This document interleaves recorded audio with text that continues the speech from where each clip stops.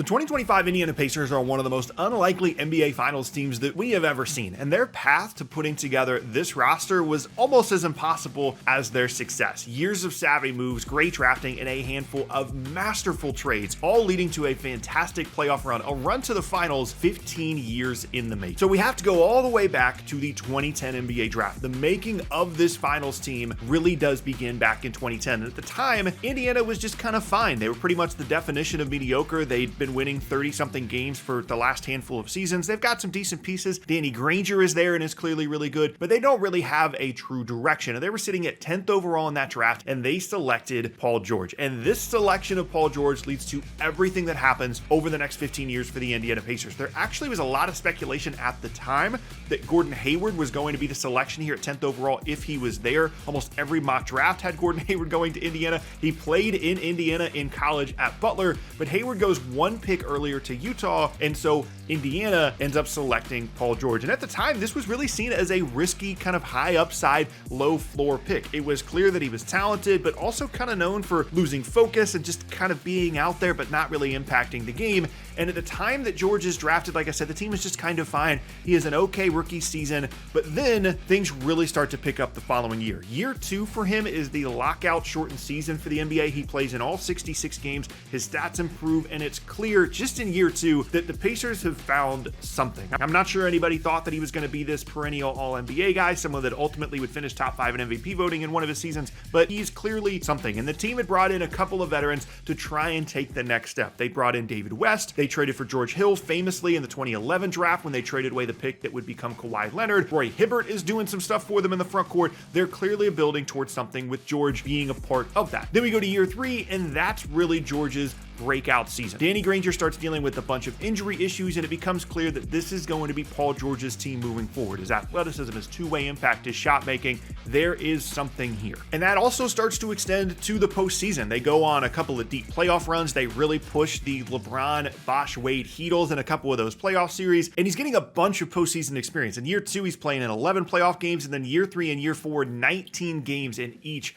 of those postseasons, and he's making all defense, he's making all NBA teams. All of a sudden, the Pacers have a legit star at the center of their team. The problem is, right after year 4, disaster strikes for Paul George. He has a serious leg injury while playing for Team USA, played just 6 games in year 5 the following season, and the Pacers are still good, and so is he, but everything that they felt like they were building towards, everything that it looked like they could maybe become after the Heatles ultimately broke up, it just wasn't the same as a result of George's injury, as a result of Roy Hibbert's declining play and play style, and things really start to shift for Indiana. As it relates to their 2025 finals team, this is also a time period in which they add Miles Turner with the 11th pick in the 2015 draft, who is now a longtime Indiana Pacer, and he's turned into a really solid pro despite a ton of trade rumors for basically the entire first 8 or 9 years that he was in the league. But back to Paul George. After a few more forgettable years in Indiana, he makes it clear that after the 2016-17 season, he is going to be leaving the team. His contract is up. He spent a handful of seasons in Indiana, and he wants to go elsewhere. And unprecedentedly, he actually just lets them know. Before the offseason actually happens, he tells them, I'm leaving. I'm probably going to go to LA. I will not re-sign. So get something for me. Don't keep me. Don't hope for free agency. Just trade me and get something for me. And that decision, not only for the Pacers to ultimately trade him, but him to tell them straight up, I am leaving, sets up everything that happens for them over the next couple of years. In July of 2017, in the 2017 offseason, the Pacers ultimately okay, we're going to go and trade Paul George a year in advance of his free agency. They're looking at a bunch of teams. LA is rumored. All these different teams are involved, but suddenly an out-of-nowhere team comes up as a Paul George destination, and the Pacers trade Paul George to the Oklahoma City Thunder for Victor Oladipo and Domantas Sabonis. And at the time, everybody is freaking out about this trade, about the fact that the Pacers didn't get nearly enough for a guy that at his best when healthy is one of the best two-way players in the entire league. It's nearly a consensus at the time that this was a terrible trade for the Pacers. At this point, Victor Oladipo is clearly good. He's a former second overall pick, but he had a down year in his one season in Oklahoma City after they traded for him from Orlando, and Sabonis was a solid rookie that year as well, but he spent a lot of the year shooting threes, and it took a lot of imagination to see what Sabonis would eventually become in the NBA. For further context on this exact trade package, Oladipo plus Sabonis, was essentially what the Thunder got in exchange for Serge Ibaka the prior offseason, and now, a year later, the Pacers were trading essentially the Serge Ibaka trade package in exchange for Paul George. It made no sense at the time, but this move sets up the entire path towards the Pacers being who they are going into the 2025 final. And the vision that the Pacers had for Oladipo and Sabonis as the George trade package is immediately realized. In Oladipo's first season with the Pacers, he completely takes off. He wins Most Improved, makes an All-Star team, makes third team All-NBA. He's clearly the center of their team now. What George was before, Oladipo now is. And the Pacers are really good that year in the 2017-18 season. They won 48 games. They went 7 games that year versus the Cavs and LeBron James, a team that ultimately would make the finals in the East. And that season pretty much validated the Paul George trade. Sabonis improves a bunch and looks like a legit piece, and they got what ultimately was an All-NBA guy and a future All-Star in exchange for Paul George, which is really, really good. The problem was the Victor Oladipo thing was very short-lived. He was an All-Star again the following season, but only really played in the front half of the year. He played just 36 games for the season, didn't play really at all after the All-Star break, and his body really starts to break down over the following few seasons. And by the time the 2019-20 season rolls around, it's clearly Domantas Sabonis' team. He makes All-Star, they win 40-plus games again, but that 2019-20 team, not that far removed from the Paul George trade, not that far removed from the George teams themselves, is almost unrecognizable compared to their 2025 finals team just a handful of seasons later.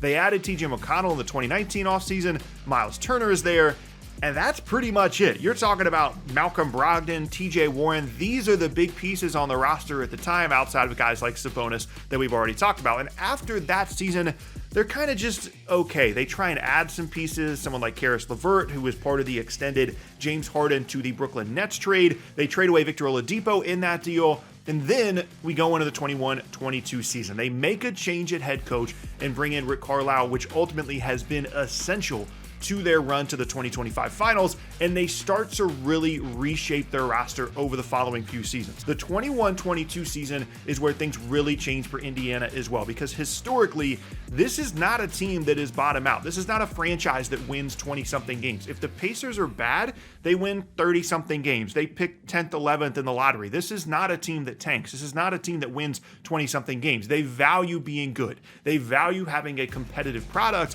which is evidenced by the return that they prioritized in exchange for Paul George, 2 legitimate assets in Oladipo and Sabonis, or at least that's the way they saw them, rather than a package of a bunch of picks. I say all that because the 21-22 season, they were really bad. They absolutely tried to bottom out. They won just 25 games, their lowest win total basically in all of the modern era of the NBA. In 1985, they won 22 games, and that was the next worst record they've had in the modern era of the league. And one of the reasons they were so bad is that they made massive changes at the trade deadline. They made a move that completely changed their franchise and is the number one reason that they ultimately reached the 2025 finals.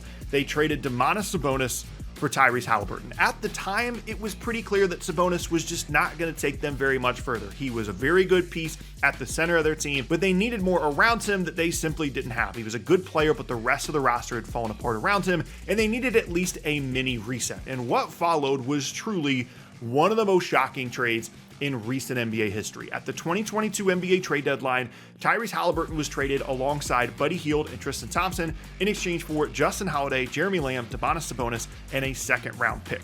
At the time, the Kings' rationale for this deal was that they had too many guards, too many promising guards. They had De'Aaron Fox, they had Tyrese Haliburton, they had Buddy Hield, and the recently drafted Davion Mitchell, who was the 9th overall pick in the most recent draft in 2021. The Kings were not good at the time of the trade, and they wanted a more proven player, someone exactly like Domantas Sabonis in the front court to try and help them take the next step. And at first, it worked. The Kings had their best season in a long time the year after the Haliburton trade. They won 48 games, and they were kind of relevant for the first time in a while. The problem with the deal that everybody knew at the time was that they traded Tyrese Haliburton. Haliburton only played 109 games with the Sacramento Kings, but he was clearly something. At times, the fit alongside De'Aaron Fox was weird because neither of them were great shooters, but Haliburton was really smart and he was making so many plays, even in this weird role that he was playing alongside alongside Fox. And that had kind of been Haliburton's story throughout his basketball career. Going back to the time of the draft, it was a really weird draft in 2020 because the basketball world was basically shut down. People either really liked Haliburton or didn't like him at all. He had a funky shooting form, but he kind of became a sleeper in that class. Then him falling to 12 was pretty shocking. And speaking of shocking, the thing that really surprised people at the time was how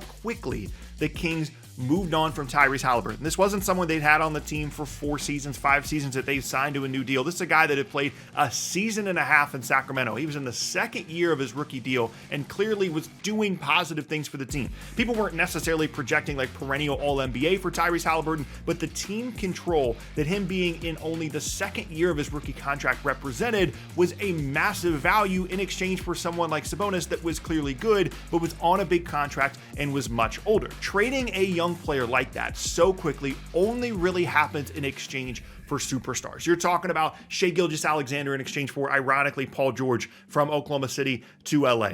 And Sabonis just wasn't that caliber of player. He was good, but he was not a superstar. And I, along with a bunch of other people, lost my mind about the trade return in exchange for Domantas Sabonis and how good of a trade this was for Indiana, and how trading a player as good as Haliburton, who at times looked like the best player on the Sacramento Kings in just his second season, a guy who was still on a rookie deal for 2.5 more years, for a non-superstar player, it was just a mistake. And that mistake became clear very quickly. This move sets them up for a run to the finals in a really interesting way because it goes all the way back to drafting Paul George in 2010. George gets drafted, George then gets traded for Sabonis and Oladipo, and Sabonis gets traded for Haliburton.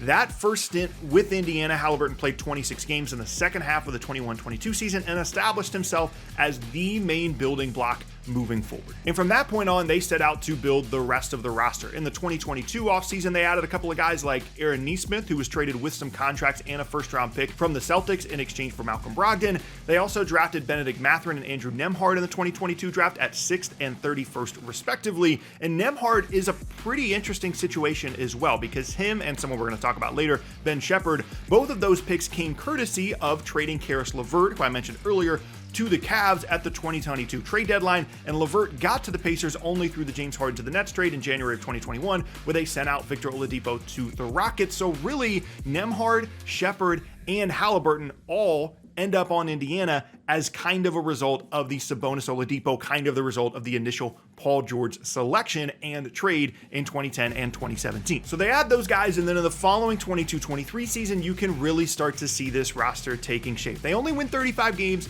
but something is happening with Haliburton at the center of it. They play at one of the fastest paces in the entire league. Haliburton is leading everything. He makes the All-Star team. He averages 20 and 10, and they honestly might have pushed for the playoffs that year, but he only played 56 games due to injury. Miles Turner is settling in as like a core piece for them. Nembhard and Nesmith established themselves as key rotation pieces, but at this point, it's clear that they need more. They've got 6 of their top guys for the 2025 finals team, but they needed to add a little bit more. So in the 2023 offseason, they get Obi Toppin in a sign and trade basically for free from the Knicks for 2 second-round picks. They draft Jarris Walker with the 8th pick in the 2023 draft after moving up and down in that draft a little bit. Ben Shepherd, who I mentioned earlier, is the 26th pick in the 2023 draft, and importantly, they signed Bruce Brown as a free agent to a big 2-year deal in free agency, a guy that isn't on the 2025 finals team, but he does matter for the building of that roster here in a second. He comes off a great run with the Denver Nuggets, who had just won the title, played really well alongside Jokic, and signs for $20 million a year for 2 seasons with a team option in year 2. So they're building the roster with complementary pieces that have Haliburton at the center of it all, and because of Haliburton's cheap contract, they have cap space to be able to add someone like Bruce Brown. And then the 23-24 season, they take a mini leap. They aren't quite contenders, but they're clearly something, and then at the deadline, they decide they need more. They need that last piece to really push them over the top. And at the 2024 trade deadline, they trade for Pascal Siakam in exchange for Bruce Brown, who I mentioned earlier. It's the only reason they were able to make the money work without trading away someone like Miles Turner, which is essential in building their future team. Kira Lewis, Jordan Nwora, and 3 future first-round picks in exchange for Siakam. And the interesting thing about this for Indiana was Siakam was essentially their version of getting a free agent to the Pacers. He was a free agent the following offseason. He needed a new contract, and any team trading for him needed to know that they were willing to give Siakam a giant deal, and the Pacers were one of those teams. They were okay giving up stuff and paying a bunch of money for him because they knew that realistically they are not a free agency destination for a bunch of teams. And in terms of those future first-round picks, the Pacers really didn't give up a whole lot, at least as of this recording. It was Isaiah Collier, Jacoby Walter, and then the last first is a 2026 Indiana first that is owed throughout the league as well. And Siakam ends up being the perfect player for them. Really good playing at a fast pace. He adds another star alongside Tyrese Haliburton. It's such a savvy move to get a guy like that on a small market team that ultimately is the second biggest piece they added to the team, other than, of course, Haliburton. And at that point, once they trade for Pascal Siakam, they've essentially built their entire rotation for the 2025 finals team. After just a couple of seasons of not being all that great, they trade for Haliburton, all these moves, and all of a sudden they're on their way. The 23-24 team goes on a nice run in the playoffs. They take out an injured Bucks and Knicks teams in rounds 1 and 2, and then they're swept by the eventual champion Celtics in the Eastern Conference Finals in the 2024 playoffs, but those games were competitive, and they had a chance to win a couple of those games against Boston. And then the 24-25 season happens. It's a little bit of a weird start to the year. They have some injury issues, but then right around the All-Star break, they really took off. The last part of the year, basically from 2025 on, once the calendar flipped to 2025, the advanced numbers said that the Indiana Pacers were one of the best teams in the entire league. And going into the playoffs, they deal with the Bucks. They destroy a Cavs team that was really good all year. They took down the Knicks, and a team 15 years in the making gets all the way to the NBA Finals, going all the way back to the 2010 NBA draft, drafting George, trading it for Sabonis and Oladipo, trading those guys for various pieces on the roster, adding Haliburton, adding Siakam, is a masterful remaking of a team that leads them to the NBA Finals 15 years in the making.